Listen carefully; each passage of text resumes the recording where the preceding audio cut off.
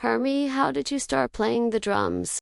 Back at the shelter, there was this old dog who used to jam on empty dog food cans like they were a full drum kit. Totally ridiculous, but the dude had groove. So it was just by chance that you got into drumming. More destiny than chance, if you ask me. Hermie, would you mind looking this way?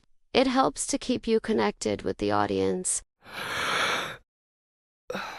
And what's the story behind you ending up in the shelter? Let's just say the guy I used to live with treated me like a real drum kit, and not in a good way. I figured I deserved better than being someone's living percussion set, so the shelter became my next stop.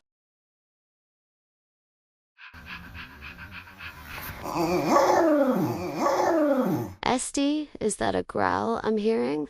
Sounds like someone's getting pretty worked up over this. If that lowlife were here, I'd give him a piece of my teeth, but I'll keep the rest between us. All right, Esty, maybe we should switch to something a bit happier. How did you first get into keyboards? And please tell me it didn't involve chewing on any cables. Honestly, it happened by total accident. I was chasing another dog around the room, jumped off the couch, and landed right on a keyboard. It made this huge dramatic sound, scared me half to death at first, but then I thought, hey, that actually sounds pretty cool.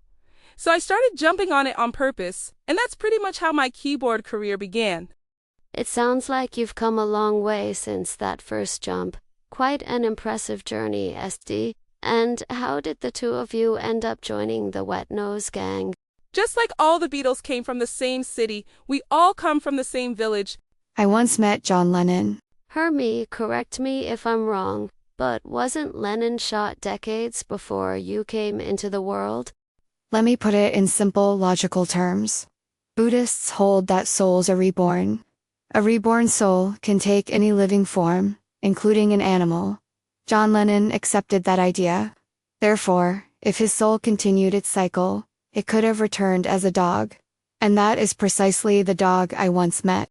So this little pup here, is he supposed to be the reincarnation of John Lennon? I'm not a puppy, and I'm not Lennon either. I just enjoy hearing that tale. I'm sure we'll circle back to that very intriguing Lennon story eventually, but for now, I just have to ask, what exactly are you two wearing, and why are you dressed like this today? Finally! I thought you'd never ask. We're shooting a music video about 1950s American commercial ladies. Big hair, big dresses, big smiles, you know, the whole perfect housewife fantasy. And trust me, things are about to get very interesting.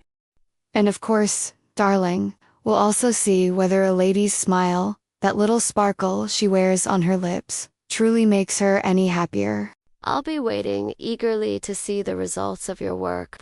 Thank you both for the interview.